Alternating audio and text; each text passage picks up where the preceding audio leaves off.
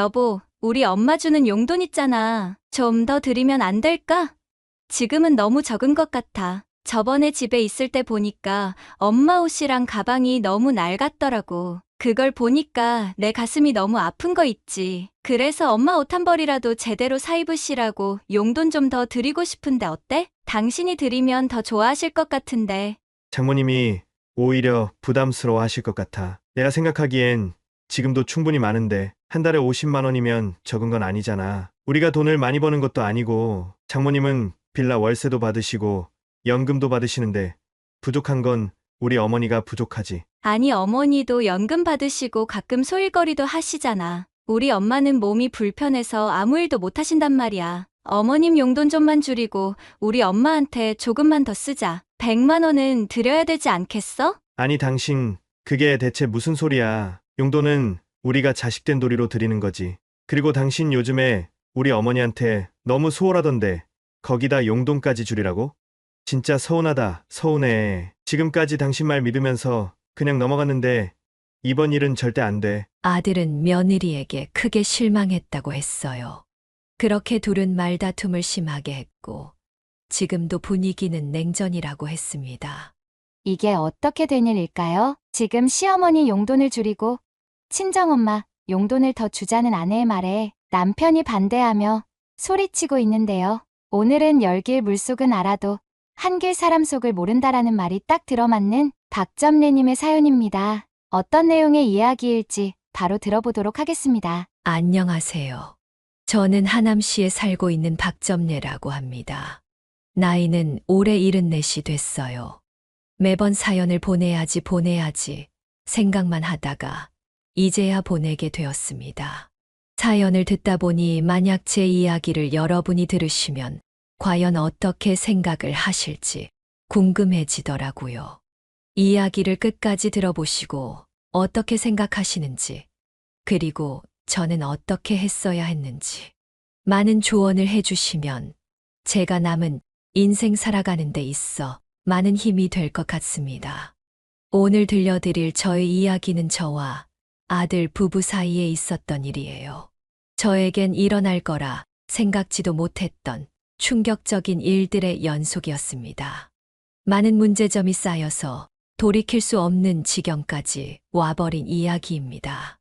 이 이야기를 말씀드리려면 제가 결혼을 하게 된 계기부터 시작해야 할 것 같아요. 부족하지만 천천히 시작을 해볼게요. 저는 서울 청계천 근처에서 태어났어요. 굉장히 가난한 동네에서 자랐죠. 저희 집은 다른 집들보다 특히 더 가난했던 것 같아요. 그래서 저와 오빠 동생들은 어려서부터 알아서 먹을 것을 찾아다녀야 했죠. 어머니가 차려주시는 밥은 저희에게 항상 모자랐거든요. 정말 배고픈 시기였습니다. 그래도 다행인 건 저와 형제들 모두 건강하게 성인이 될 때까지 자랐다는 거예요. 저는 공부에 관심이 없어 고등학교만 졸업하고 바로 취업을 했습니다. 당시에는 일자리가 굉장히 많았어서 몸만 건강하다면 어디라도 갈 수 있을 때였죠. 저는 버스 안내양으로 처음 일을 시작했어요. 다들 아시죠? 그렇게 사람들을 대하면서 몸을 움직이는 일이 저에겐 잘 맞았죠.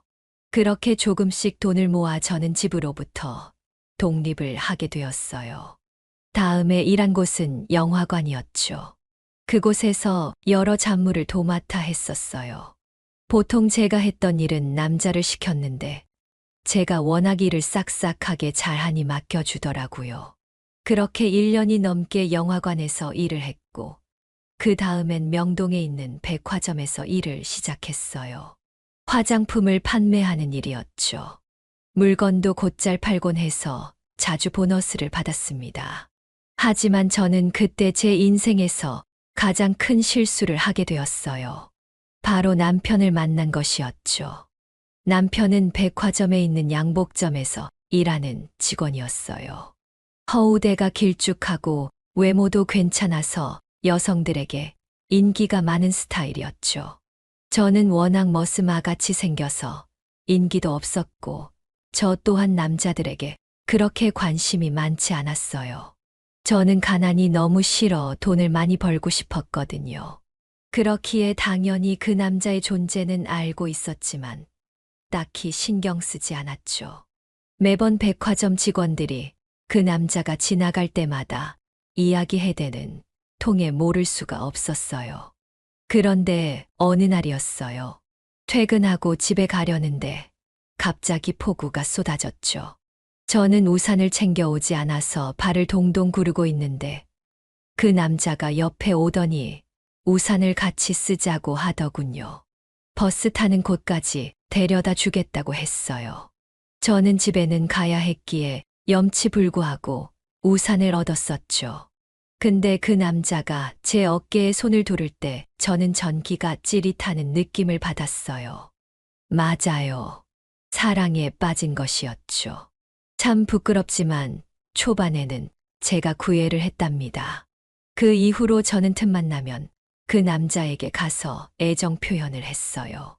사랑을 하니 그렇게 남자 같던 저도 여성스럽게 되더라고요. 한 달 내내 도시락을 싸서 직접 쓴 편지와 함께 주기도 했어요. 그렇게 몇 달 동안 지극정성을 다하니 결국 저에게 넘어오더군요. 그렇게 저희는 만나게 되었고 초반까지도 행복했답니다. 하지만 그 행복은 오래 가지 않았죠. 알고 보니 이 남자는 바람둥이였어요. 저를 만나면서 여러 여자를 함께 만났죠. 그 사실을 아는 데까지는 그리 오래 걸리지 않았어요. 그 사람이 그리 꼼꼼한 성격은 아니었거든요. 하지만 저는 어렸고 첫 남자친구였기 때문에 매번 넘어가야 했어요. 저에게 바람핀 걸 걸릴 때마다 항상 용서를 빌었고 저는 받아주었어요. 제가 너무 좋아했었거든요. 그때는 왜 그랬는지 지금 생각해보면 참으로 바보 같아요. 그렇게 1년쯤 지났을까? 이제 저는 더 이상 그 사람의 행태를 지켜볼 수가 없었죠. 너무 괴로웠어요. 매번 용서해줘도 바뀔 기미가 보이지 않더군요. 곧 있으면 있는 정마저 다 떨어질 것 같았어요. 그래서 헤어지기로 결심을 했는데 이게 뭐람? 제가 임신을 하게 된 거예요. 예상치 못한 일이었죠. 너무 혼란스러웠어요. 어떻게 해야 할지 모르겠더라고요. 저는 너무 어렸기에 이 작은 생명을 혼자서 책임지는 게 두려웠죠. 그래서 임신 사실을 그 남자에게 말했고 그 남자 또한 무척 당황스러워 하더군요. 며칠 동안 생각을 하던 그 남자는 저보고 결혼을 하자고 했어요. 자신이 책임지겠다면서요. 무척이나 의외였죠. 저는 그 사람의 바람기가 걱정이 되었지만 어쩔 수 없었습니다. 다만 그 사람의 태도가 이전과는 달라져서 결혼을 한다면 정신을 차릴 거란 기대를 가지게 되었어요.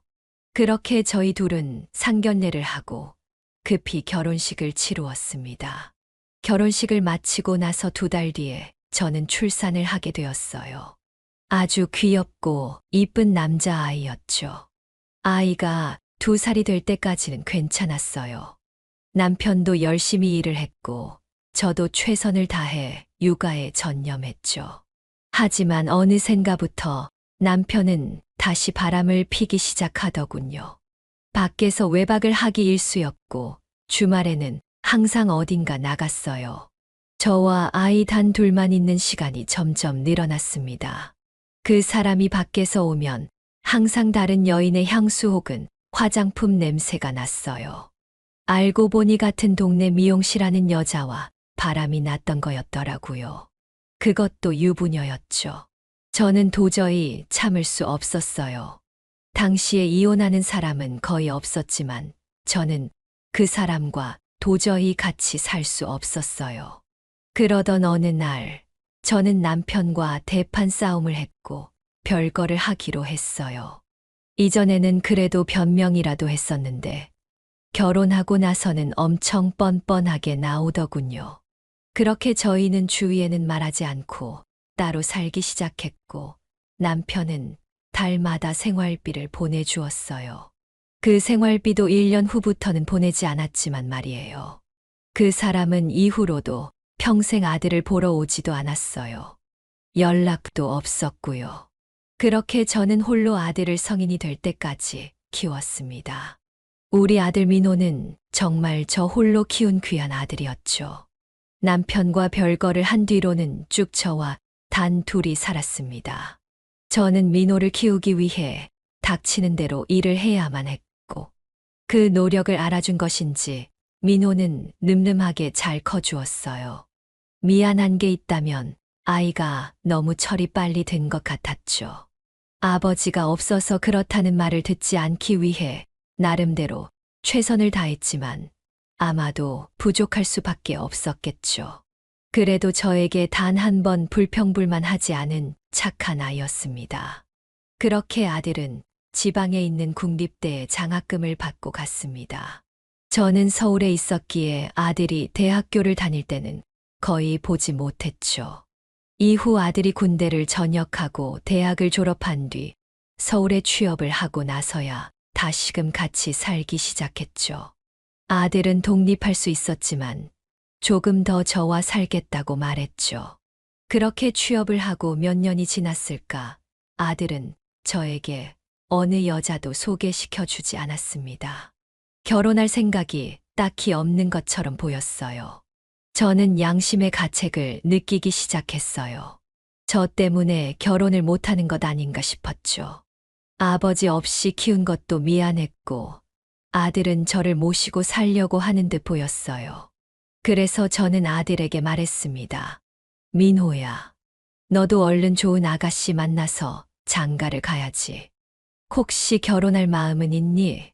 그럼요, 어머니. 저도 좋은 사람 있으면 결혼하고 싶죠. 다만 지금은 어머니랑 같이 사는 게 좋아요. 나는 마음이 무겁구나.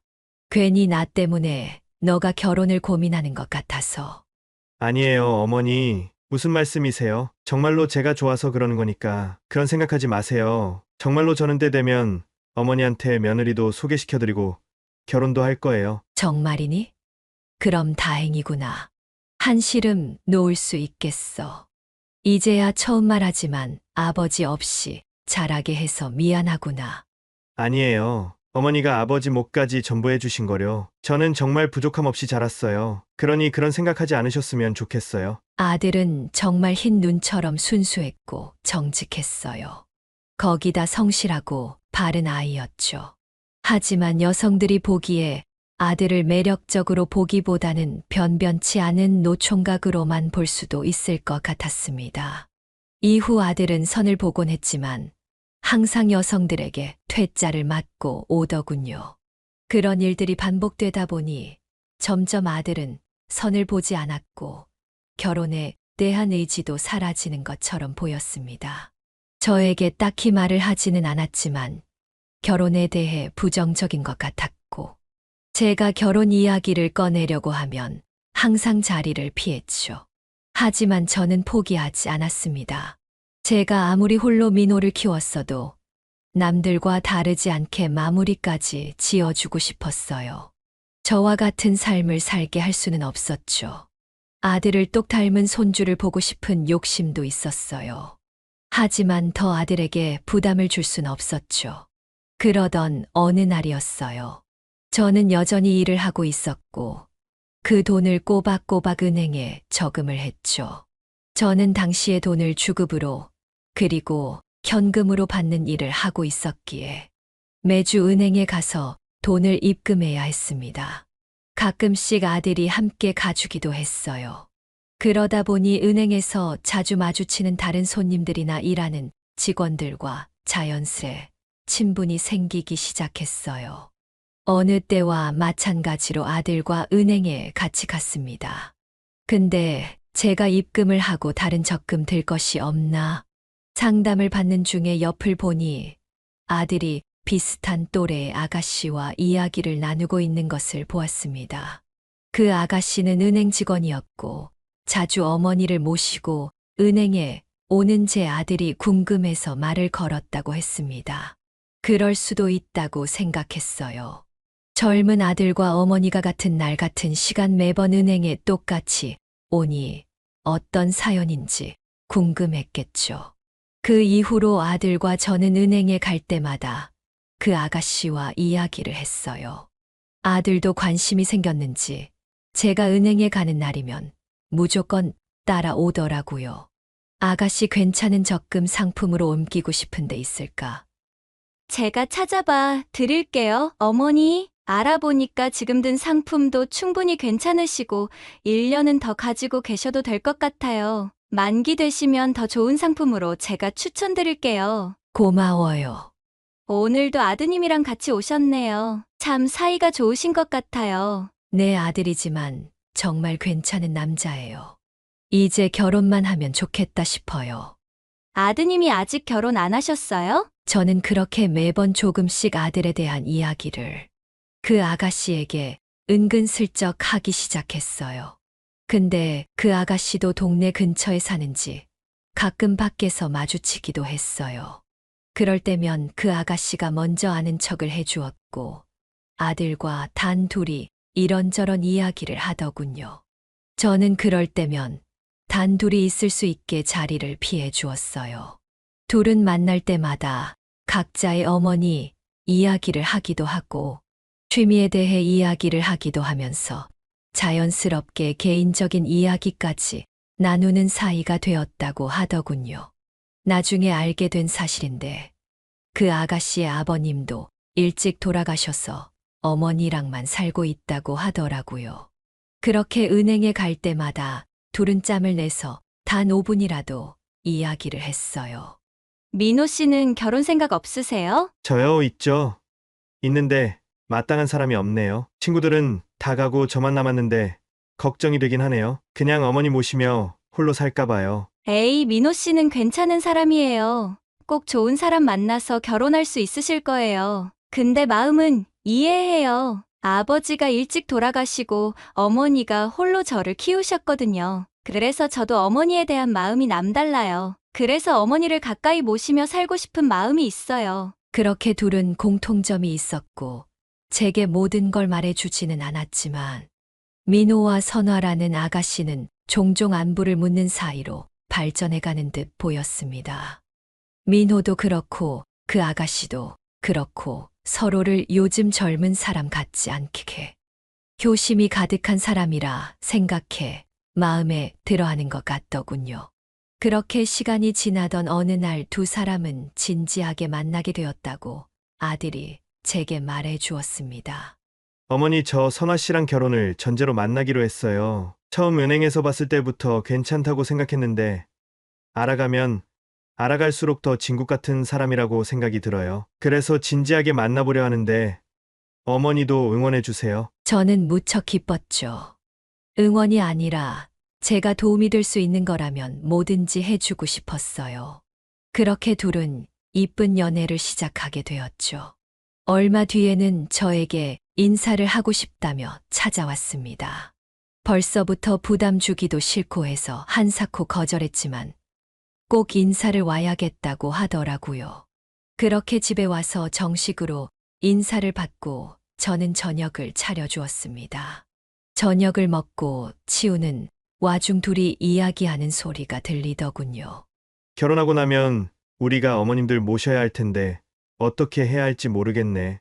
선아, 너희 어머니는 그나마 우리가 이사 가려는 곳하고 가까워서 우리가 자주 찾아뵈면 되는데 우리 어머니는 어떻게 할지 고민이야. 오빠 무슨 고민을 그렇게 해. 우리가 모시고 살면 되지. 뭐, 모시고 산다고?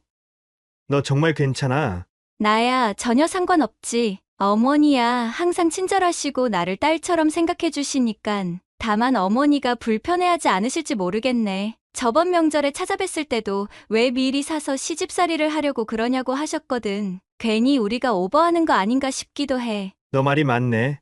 일단 우리 어머니한테 내가 슬쩍 여쭤볼게. 어머니가 너를 엄청 생각하시긴 해. 아니면 오빠 우리가 이사갈 집보다 조금 작더라도 어머니 동네로 이사와도 나는 좋을 것 같아. 그래도 되겠어? 우리가 봐둔 집 너가 굉장히 마음에 들어 했잖아. 그래도 어머니 가까이 모시면서 사는 게 훨씬 중요하지. 대신 선물로 아파트 명의를 공동 명의로 해주면 안 돼? 그거야, 당연하지. 둘의 대화를 들으면 들을수록 기뻐서 웃음이 나더군요. 둘은 현실적인 고민이 많아서 걱정할 게 태산이었겠지만 저는 그 모습을 보면서 참 기뻤습니다. 더군다나 양쪽 어머니를 어떻게 잘 모실지 고민하는 모습에 고마운 마음이 들더군요. 저는 둘이 얼른 결혼하는 모습을 보고 싶어서 계속 결혼을 하라며 은근 재촉을 했죠. 결혼하기 전 아들 민호가 저에게 물었습니다. 어머니 선아랑 양가 어머니들을 어떻게 모셔야 좋을지에 대해서 이야기해봤어요. 저희 마음은 어머니를 모시고 살고 선아 어머니를 가까이 두고 자주 찾아뵙고 싶은데 어머니는 어떠세요? 어머니가 불편하시면 저희는 그냥 가까운 곳에 집 얻어서 살까 해요. 그렇게 말해주니 너무 고맙구나. 나는 전혀 상관없으니 너네가 편한 대로 해라. 다만 나를 너무 배려해 줄 필요는 없어. 나야 너희와 같이 살아도 좋고 혼자 살아도 그 나름대로 좋단다. 그렇게 말씀하실 줄 알았어요. 그럼 선아랑 더 이야기해보고 말씀드릴게요. 그리고 몇 주가 흐르고 아들 내외는 저를 모시고 살기로 결정하고는 저에게 말해 주었습니다. 이후 순조롭게 결혼을 하게 되었고 아들은 며느리를 정말 좋아하는 듯 보였어요. 며느리가 거절을 했는데도 불구하고 비싼 예물과 차를 선물로 주었거든요. 아파트도 대부분 아들의 돈이 들어갔지만 공동명의로 해주었어요. 저는 아무래도 상관없었어요. 둘은 실패한 저의 결혼과 다를 거라 생각했거든요. 그렇게 저는 아들의 구입한 집에 함께 들어가 살게 되었습니다. 저는 워낙 일하는 게 몸에 밴 사람이기도 하고 이쁜 며느리를 고생시키기 싫어서 집안일을 손에서 놓지 않았어요. 매일 일찍 일어나 두 사람의 아침을 차려주곤 했죠. 그게 제 일상의 낙 중 하나였어요. 어머님 아침부터 뭘 또 이렇게 많이 차리셨어요. 저 깨우시지 그러셨어요. 왜 이리 일찍 일어났어? 더 자지 그랬니? 말이라도 고맙다. 나이 들면 잠도 없어지고 할 일도 없어서 한 거니 부담스러워 하지 마렴. 아니에요. 어머님. 얼른 들어가서 쉬세요. 상은 제가 차릴게요. 아니야, 밖에서 일하면서 집안일도 하는 너가 더 힘들지. 나는 쉬엄쉬엄 하고 있으니 걱정 마라. 물건도 안 쓰면 망가지듯이 사람도 마찬가지야. 이렇게라도 움직여야지. 얼른 들어가 쉬어라. 아들과 며느리는 저를 배려한다고 매번 일하는 저를 만류했지만 저는 일하는 게 편했습니다. 명색이 제가 얹혀 사는 건데 일이라도 해야 염치가 있는 거라고 생각했어요. 그리고 말씀드렸다시피 뭐라도 하면서 몸을 움직여야 좀 사는 것처럼 느껴졌어요. 그런데 역시 사람은 적응이 빠르더라고요. 어느새 제가 집안일을 하는 게 당연시 되었습니다. 더 이상 아들과 며느리도 저에게 그만하라고 말하지 않더라고요. 오히려 제가 하는 집안일에 시비를 걸기 시작했어요. 어머님 음식물 쓰레기는 바로바로 버려주시면 안 돼요? 냄새가 너무 많이 나서요. 어머님 욕실 청소는 하신 거예요? 물때가 너무 많이 꼈어요. 어머니 힘드시면 제가 할 테니까 말씀해 주세요. 어머님, 제가 해달라고 부탁드린 옷빨래 왜 안 하셨어요? 저 오늘 입고 출근하려고 했단 말이에요. 등등 며느리는 저를 점점 식모처럼 대하기 시작했죠. 지금 생각해보면 며느리가 했던 말들엔 다 가시가 있었어요. 은근히 저를 상처 주려고 했던 말이었죠. 하지만 그때는 그런 생각을 하지 못했어요. 다 제가 부족한 것이라 생각해서 더 열심히 집안일을 했죠. 며느리도 일을 하다 보니 더 예민해져서 그런 거라 생각했습니다. 어쨌든 같이 사는 한 식구니 맞춰가야 했죠. 서로 살아온 인생이 있고 그건 모두 다르니까요. 그래도 저는 제 아들과 결혼한 며느리를 참 좋아했습니다. 아들과 며느리에게 항상 고마운 마음이 있었기에 그런 것쯤은 아무것도 아니었죠. 나이든 시어머니를 모시고 산다는 게 아이들에게 그리 쉬운 결정은 아니었을 테니까요. 그렇게 시간이 더 지나고 저는 그만 아이들 곁을 떠나야겠다는 생각이 들었습니다. 그게 아이들을 위한 일이라고 생각해서였죠. 집안일이 힘들어서는 아니었고, 며느리의 짜증 때문은 더더욱 아니었죠. 그저 순전히 제가 생각한 것이었습니다. 그래서 아이들을 불러 이야기했습니다. 애들아, 너희가 늦게 결혼은 했어도 그래도 신혼이잖니. 매우 중요한 시간인데 나 신경 쓰느라 신혼을 즐기지도 못하는 건 내가 싫다. 그래서 말인데 나는 따로 나가서 살까 해. 어머니, 그게 무슨 말씀이세요? 저희랑 사는 게 불편하세요? 아니다.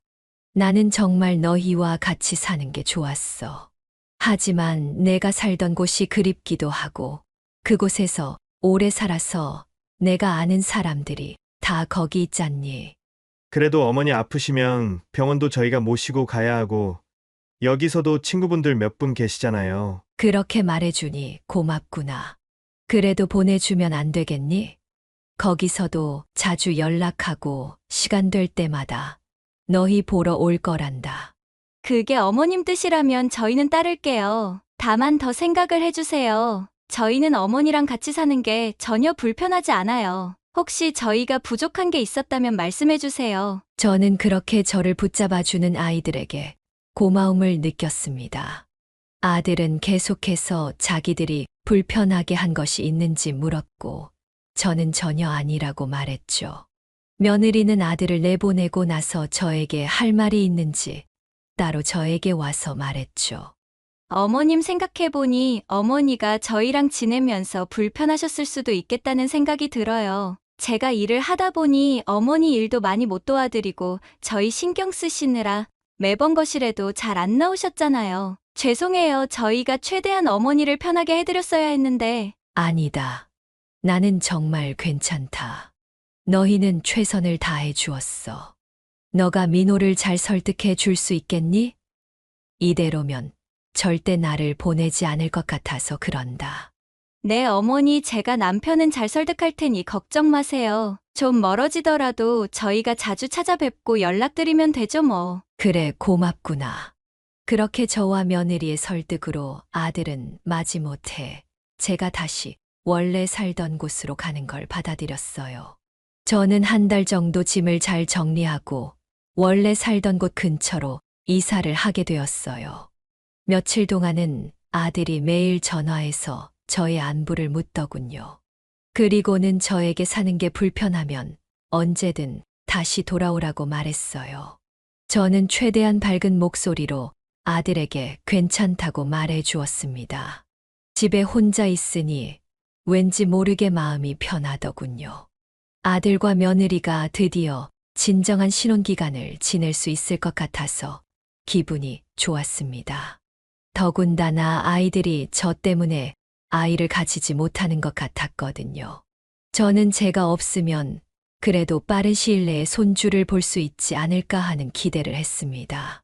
그렇게 시간이 지나고 역시나 제 예상대로 아들은 며느리의 임신 소식을 저에게 전하더군요. 정말 기뻤습니다. 제가 그 집을 나온 선택이 정말 잘한 선택이라고 생각했어요. 며느리는 임신을 해서 하던 일을 그만두었습니다. 저는 그런 며느리를 잘 보살펴주기 위해 자주 아들의 집을 찾았죠. 며느리가 좋아하는 음식들을 바리바리 싸들고 며느리를 위해 집안일을 대신 해주었습니다. 저는 그게 좋았어요. 아들 집에 갈 때마다 병원도 들릴 수 있었고, 며느리, 그리고 태어날 손주를 위해 제가 작은 역할을 맡은 것 같은 느낌이 들어서였죠. 아들은 제가 갈 때마다 며느리를 잘 부탁한다며 꽤 많은 용돈도 쥐어주었죠. 그런데 그렇게 지내던 와중 조금 쎄한 느낌이 들기 시작했어요. 바로 며느리한테서 말이죠. 며느리는 아들과 함께 있을 땐 저에게 누구보다도 친절했어요. 하지만 문제는 단 둘이 있을 때였죠. 며느리는 점점 더 심하게 저에게 짜증을 부렸어요. 제가 뭐만 하려고 하면 시비를 걸었고 예민하게 저를 지적했죠. 그리곤 매번 저에게 먹고 싶은 걸 사다 달라고 부탁을 했어요. 그렇게 먹을 것을 사다 주면 딱 한 입 먹고 못 먹겠다고 말하곤 했죠. 제가 아들에게 용돈을 받은 날은 더 예민했어요. 제가 받은 용돈을 어떻게든 다 쓰고 가게 만들려고 했습니다. 자신이 필요한 용품이나 먹을 것을 사달라고 했죠. 저는 며느리가 임신을 해서 예민한 거라 생각했지만 점점 더 도를 지나치더라고요. 하지만 저는 어떠한 문제도 일으키기 싫었어요. 아들과 며느리의 사이에 금이 가게 만들기 싫었거든요. 저는 며느리와 단둘이 있는 시간이 점점 불편해졌고 그곳에 가는 횟수와 시간을 조금씩 줄이기 시작했어요. 아들도 제가 점점 안 오는 걸 느꼈는지 조금은 서운해하더라고요. 저는 아들과 며느리의 결혼 생활이 정말 행복해 보여 차마 말을 하지 못했습니다. 아들에겐 숨기는 게 맞다고 생각했죠. 어머니 오늘은 왜 이렇게 일찍 가세요? 좀 더 있다가 가시지. 내가 급한 일을 깜빡하고 왔지 뭐니. 다음에 올 때는 좀 더 있다 가마. 반찬 떨어지면 다시 연락하렴. 급한 일이 뭔데요, 어머니. 오랜만에 오셨는데 주말까지 여기서 푹 쉬시다가 제가 차로 모셔다 드릴게요. 맞아요. 어머님 더 있다가 가세요. 저는 어머님이랑 있는 게 너무 좋은걸요. 며느리는 역시나 아들 옆에 있을 때는 저를 최고로 아끼는 며느리가 되었죠. 시간이 지나면서 저는 점점 그곳에서 머물지 않으려 했습니다. 이틀에서 하루, 하루에서 당일, 나중에는 그냥 반찬만 문 앞에 두고 왔습니다. 그럴 때마다 아들은 저에게 꼬박꼬박 전화를 해서 이유를 물었지만 저는 대충 얼버무려야 했어요. 그러던 어느 날 제가 반찬통을 집 앞에 두고 가려는데 문을 열고 나오는 아들과 마주쳐 버렸습니다. 어머니 또 반찬통만 놓고 가시려고 했어요? 왜 그러시는 거예요? 얼른 들어오세요. 어머님 오셨네요. 왜 저희 집에 들리지도 않고 가시려고 하세요? 저희 서운해요. 맞아요. 어머니 무슨 문제라도 있어요? 아니다. 애들아, 내가 바쁜 일이 있어서 반찬만 두고 가려고 했는데 너희를 귀찮게 했구나. 바쁜 일이 도대체 뭔데요, 어머니? 오늘은 꼭 이야기 들어야겠어요. 그런 게 있다니깐. 나는 이제 병원에 가야 하니 먼저 가보마. 얼른 들어가서 쉬거라. 어머니 잠깐이라도 있다 가세요. 아니면 제가 병원에 데려다 드릴게요. 어휴, 그럴 필요 없다. 바로 앞인데 뭐. 나 있으면 신경만 쓰이지 좋을 거 하나 없다. 뭐가 신경이 쓰여요? 어머니인데요. 당신 우리 어머니 불편해? 무슨 소리야, 여보. 나도 어머님 계시는 게 훨씬 좋지. 어머님 얼른 들어오세요. 저는 손사래를 친 뒤 급히 엘리베이터를 타고 내려갔습니다. 근데 아들이 급히 저를 따라와 기어코 태워준다고 하더군요. 저는 결국 거절하지 못하고 아들 차를 타고 병원으로 향했습니다. 병원이 끝나고도 아들은 저를 집까지 태워다 준다며 저를 억지로 차에 태웠습니다. 집에 가는 길에 아들은 저에게 추궁을 하더군요. 어머니 혹시 선아랑 무슨 일 있으셨어요? 비밀로 했지만 아들도 뭔가 이상함을 느꼈나 본지 저에게 단도직입적으로 묻더군요. 무슨 일이라니. 단지 내가 나이가 드니까 얼른 집 가서 쉬고 싶어서 그렇지. 저희 집에서 쉬셔도 되잖아요. 끝까지 말 안 하신다 이거죠? 알겠어요. 이번엔 그냥 넘어갈게요. 대신 다음에 무슨 일 생기면 꼭 저한테 말씀해 주세요. 그리고 매번 반찬통만 놓고 가시지 말고 제가 모셔다 드리기라도 할 테니 꼭 연락하세요. 알겠다. 저는 거짓말을 하는 것에 양심의 가책을 느꼈지만 그래도 그게 아들을 위한 일이라고 생각했어요. 아들은 며칠 뒤 저와 통화를 하다 며느리와 싸웠다고 이야기해 주더군요. 저는 왜 싸웠는지 물었습니다. 아들은 며느리에게 저에게 물었던 것처럼 둘 사이에 무슨 일이 있었는지 물었다고 하더군요. 당신 혹시 어머니랑 무슨 일 있었어? 갑자기 그게 무슨 소리야? 어머님이 내 이야기 하셨어? 아니라면 왜 어머니가 집에 안 계시려고 하는 거야? 그렇다고 나랑 있는 걸 불편해 하시는 건 아닌 것 같아서. 여보, 내가 지금까지 어머니한테 어떻게 했는지 잊었어? 나 같은 며느리가 어딨다고. 알아 하는데 그냥 물어보는 거야. 왜 이렇게 예민하게 반응해? 나는 그냥 우리 어머니가 그럴 사람이 아닌데 반찬통만 주구장창 놓고 가시니까 왜 저러시는지 궁금해서 그런 거야. 어머니가 저러실 때는 분명 이유가 있는 거라고. 몰라, 여튼 나랑은 관련 없어. 근데 진짜 기분 나빠. 나를 의심하는 것 같아서. 당신 말대로라면 뭐 내가 어머니한테 집에 오지 못하도록 눈치라도 줬다는 얘기잖아. 내가 그런 사람으로 보여? 아니야, 내가 잘못했어. 그냥 당신이 뭐라도 알고 있는 게 있나 물어본 거야. 아들은 저에게 사정을 얘기했고 저는 왜 그랬냐며 아들을 꾸짖었습니다. 더 이상 며느리에게 그러지 말라는 말도 덧붙였고요. 저는 눈치가 보여 다음부터는 반찬통을 내려놓고는 꼭 인사를 하고 집으로 돌아왔습니다. 정말 차 한 잔만 마시고 돌아왔죠. 올 때는 아들이 항상 태워줬는데 그때 저희 둘은 못 나눴던 여러 이야기를 할 수 있었어요. 저는 그걸로도 만족했고 더 이상 아들과 며느리 사이에 어느 불화도 없을 거라고 생각했죠. 그러던 어느 날 아들이 집에 오지 말라고 전화가 왔습니다. 일이 생겨서 집에 당분간 없을 거라고 하더군요. 저는 그날만 그럴 거라 생각했는데 집에 오지 말라고 한 것이 한 달이 지났습니다. 저는 무슨 일이 있는 게 아닌가 걱정이 되었죠. 한 달이 좀 지나서야 아들 집에 갈 수 있었어요. 그 사이에 제 생일도 지나버렸죠. 아들은 저를 집에다 태워다 주며 어떤 일이 있었는지 말해 주었습니다. 며느리가 한 달 전 장모님을 뵙고 오자고 했다고 하더군요. 아들도 당연히 자주 찾아가야 한다고 생각해서 2주에 한 번 장모님 집을 찾아뵌다고 했죠. 어서들 오거라. 엄마 나왔어. 근데 왜 이렇게 몸이 야위었어? 안 그래, 여보? 그런가? 내가 보기엔 그대로신데 장모님 요즘 어디 편찮으신 데 있으세요? 내 나이 되면 안 아픈 곳이 없지. 혹시 저번에 지어준 한약 좀 더 지어줄 수 있을까? 그게 내 몸에 잘 맞는 것 같아서. 무조건 해줘야지, 엄마. 이번엔 더 넉넉하게 해서 보낼게. 여보, 부탁해. 알겠어. 어머니 약 잘 드시고 운동도 꼭 해주세요. 그래야 몸에 좋아요. 알겠네. 그렇게 시간이 지나고 집에 갈 때쯤이 되었다고 했습니다. 장모님 이제 저희 가볼게요. 저희 어머니가 곧 오실 시간이어서요. 그래, 조심히들 가거라. 여보, 근데 오늘만 우리 엄마랑 더 있다 가면 안 돼?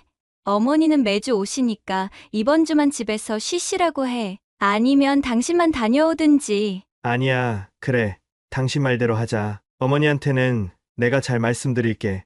그렇게 그 주만 그렇게 할 줄 알았는데 그 다음 주에도 그 다음 주에도 항상 다른 이유가 생겼다고 했습니다. 여보, 나 오늘 몸이 안 좋아서 혼자 쉬고 싶은데 어머니 다음 주에 만나면 안 돼? 오시면 또 내 간병해 주실 텐데 어머니가 불편하실 것 같아. 알겠어. 다음 주에 어머니 생신인 거 알지? 다음 주엔 꼭 가자. 그렇게 다음 주가 되었고 그날은 제 생일이었죠.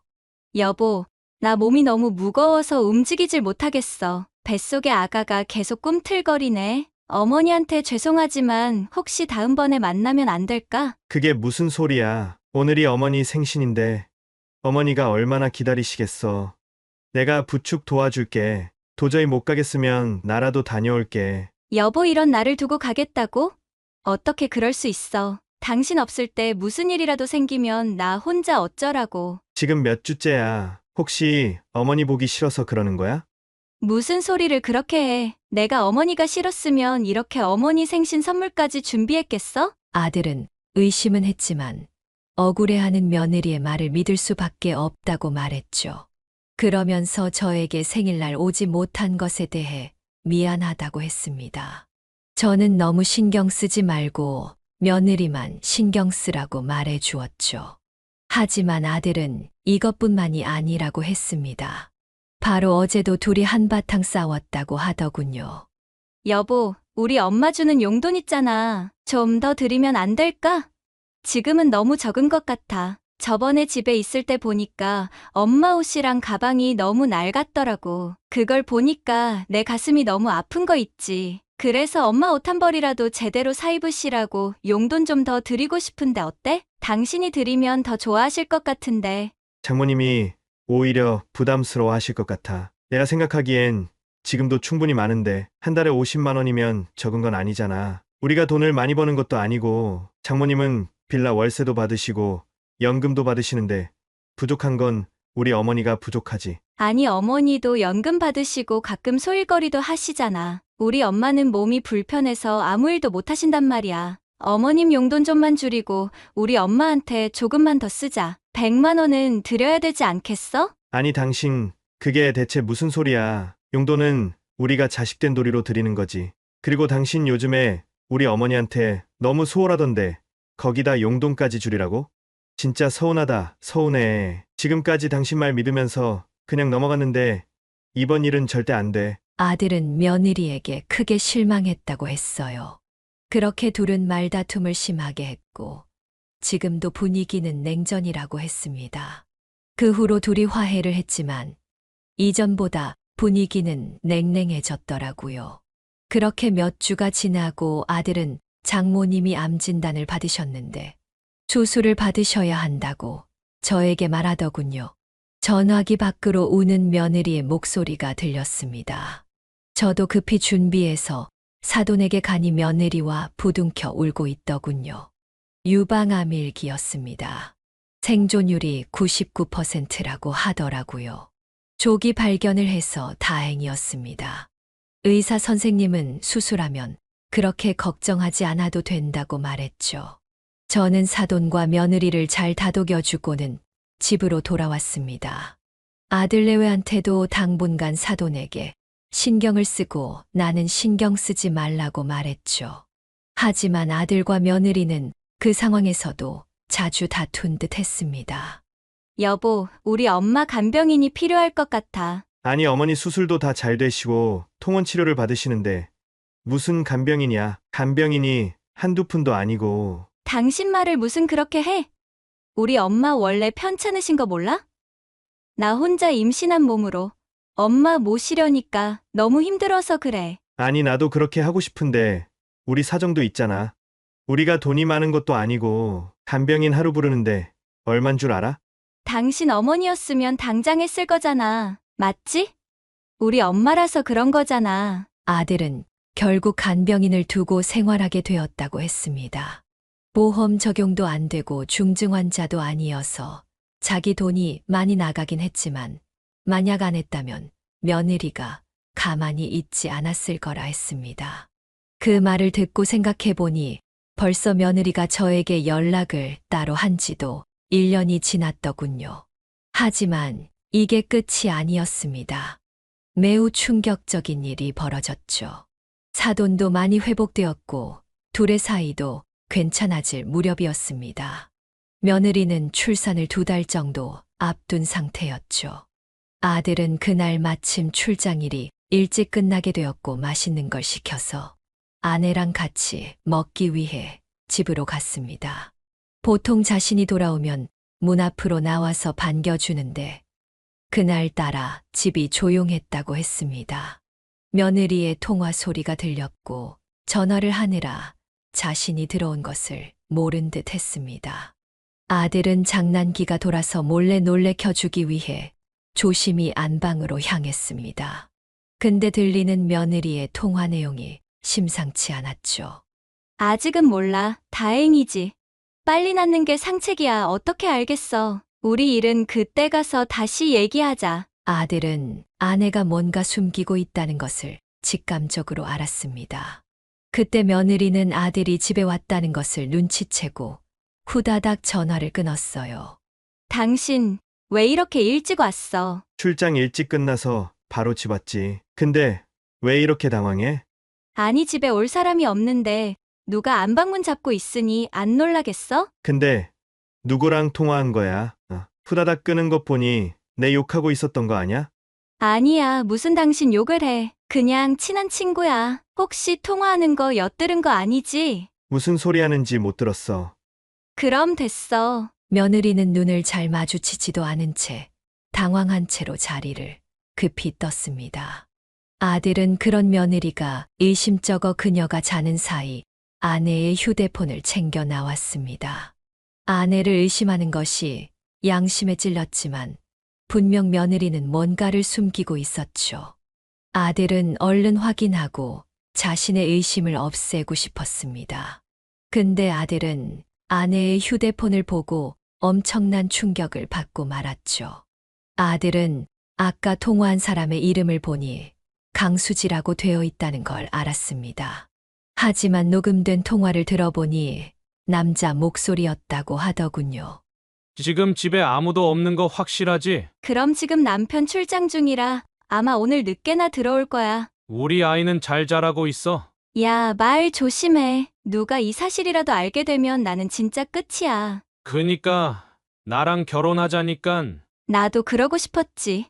너가 건실하게 사는 사람이라면 얼마나 좋았겠니. 봐줄 거라곤 얼굴밖에 없으면서. 너나 나나 지금 사이가 딱 좋아. 즐길 거 딱 즐기면서 얼마나 좋니? 그래, 네 말이 맞다. 나야 뭐 잃을 거 없으니깐. 시어머니는 요즘 어때? 계속 귀찮게 해서 짜증난다며? 내가 눈치를 하도 주니까 인제서야 좀 알아먹은 것 같더라. 이제 반찬만 집 앞에 두고 집에 잠시 있다가 바로 가. 같이 살 때는 어떻게 참았냐? 그러게나 말이다. 남편한테 잘 보여야 하니깐 참은 거지. 시어머니 앞으로 생명보험도 큰 거 하나 되어 있거든. 자기 앞으로 된 집도 하나 있고 그것 때문에 한 거지. 내가 미쳤다고 시어머니 모시면서 살겠어. 좋겠다. 너는 완전 월척을 물었네. 나중에 잘 되면 너도 그 덕 볼 거야. 입 단속이나 잘해. 난 항상 너한테 충성이지. 요양원 알아보라는 건 어떻게 됐어? 내가 알아본 곳 몇 개 보낼게.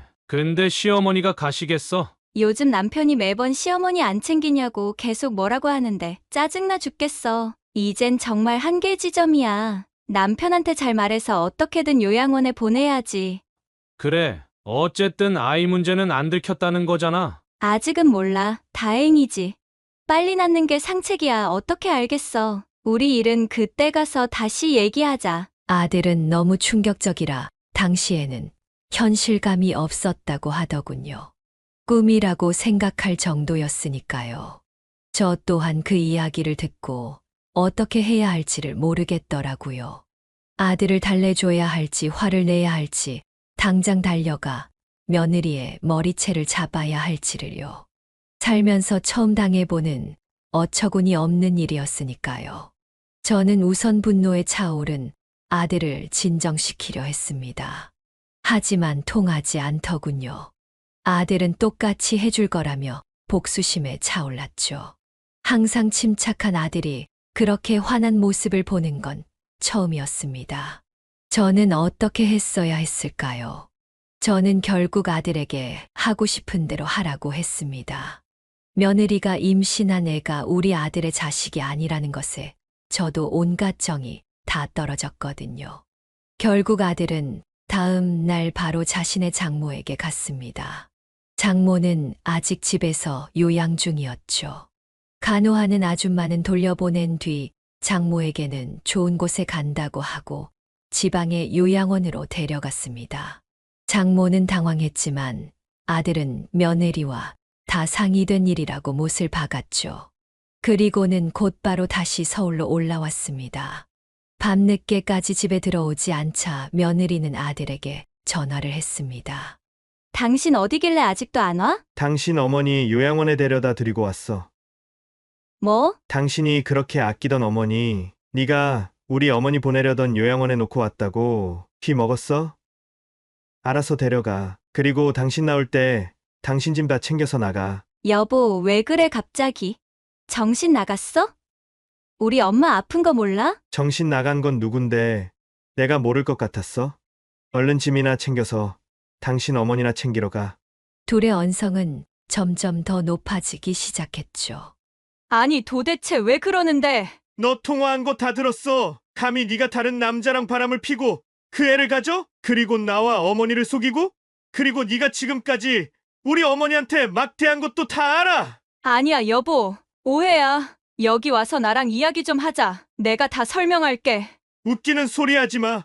이제 너랑 나랑 볼 곳은 법원이야. 완벽하게 범죄를 저지를 거였으면 잘 숨기기 그랬어. 내가 아무리 어수룩하더라도 모를 거라 생각했어? 참 어리석다 너. 네 어머니 어디 있는지 한번 잘 찾아봐. 이제 끊는다. 그리고 진말인데 너한테 공동명의로 한 것도 고소해서 최대한 다 찾아올 거니까 한번 잘 버텨봐. 너 우리 재산에 기여한 거 거의 없지? 없겠지? 거의 네 어머니랑 그 남자한테 다 가져다 바쳤을 테니까 위자료 많이 준비해야 할 거야. 그리고 그 멍청한 남자랑 결혼 잘해서 애 잘 키워봐. 그렇게 시간은 흐르고 아들은 이혼을 했습니다. 아들은 며느리 휴대폰에 있는 증거들로 유책 사유가 명백하게 며느리에게 있음을 증명했고 재산의 기여도도 거의 전부 아들에게 있다는 것도 인정받았습니다. 결국 며느리는 한 푼도 받지 못했고 오히려 위자료를 주어야 했죠. 그렇게 모든 것이 끝나고 아들은 저희 집에 들어왔습니다. 저에게 사과를 하더군요. 불효를 저지른 것 같아 죄송하다면서요. 아들의 행복만을 바라며 아무 말도 하지 않았던 저는 너무 안타까웠습니다. 그리고 제가 아들과 그 못된 아이를 이어준 것 같아 죄책감이 들었죠. 가장 미안했던 건 제가 이전에 며느리가 저에게 했던 행동들을 미리 말했더라면 이런 일은 생기지 않았을 것 같아서였어요. 아들을 위한답시고 가만히 있는 것도 능사가 아니었죠. 저 또한 아들에게 미안하다고 사과를 했습니다. 하지만 아들은 괜찮다며 저를 꼭 안아주었죠. 저희는 그날 서로를 안아주며 펑펑 울었답니다. 아들은 지금도 저와 함께 살고 있습니다. 일도 열심히 하면서 주말 중 하루는 저와 함께 이곳저곳을 다니면서 시간을 보내고 있어요. 중요한 건 아들이 희망을 포기하지 않은 거였어요. 남은 주말 중 하루를 다른 인연을 찾기 위해 선을 보고 있거든요. 처음엔 다른 여자를 못 믿겠다며 망설였던 아들이었지만 점점 사람에 대한 신의를 회복하더군요. 포기하지 않은 아들이 저는 너무 고마웠습니다. 세상에는 이런 사람도 있고 저런 사람도 있는 것이니까요. 사람을 제대로 알기는 정말 어려운 일이고 저와 아들 또한 그런 일을 겪었지만 그럼에도 다른 사람을 그 잣대로 판단하고 싶진 않더군요. 그게 사람 살아가는 방식 아니겠어요. 전 며느리에게 당한 일 때문에 상처를 회복하는데 시간은 걸리겠지만 언젠가는 회복될 거라 믿습니다. 그럼 제 이야기는 여기서 마무리하려고 합니다. 저는 이 일을 통해서 사람을 대할 때 뭔가 이상한 느낌이 있다면 확실하게 확인하고 소중한 사람을 위해 이야기해줘야 한다는 걸 배웠어요. 그리고 열길 물속은 알아도 한길 사람 속은 모른다는 말이 무슨 이야기인지 지나치게 잘 깨달아 버렸죠. 여러분은 사람을 보실 때 어떻게 판단하시나요? 만약 그 사람이 내가 생각하는 사람이 아니었다면 어떻게 대처하시나요? 여러분의 현명한 의견이 듣고 싶어지는 날이네요. 여러분은 저와 아들에게 있었던 일처럼 나쁜 일 당하지 않으시고 늘 평온하고 행복하게 지내셨으면 좋겠습니다. 지금까지 제 이야기를 들어주셔서 감사합니다.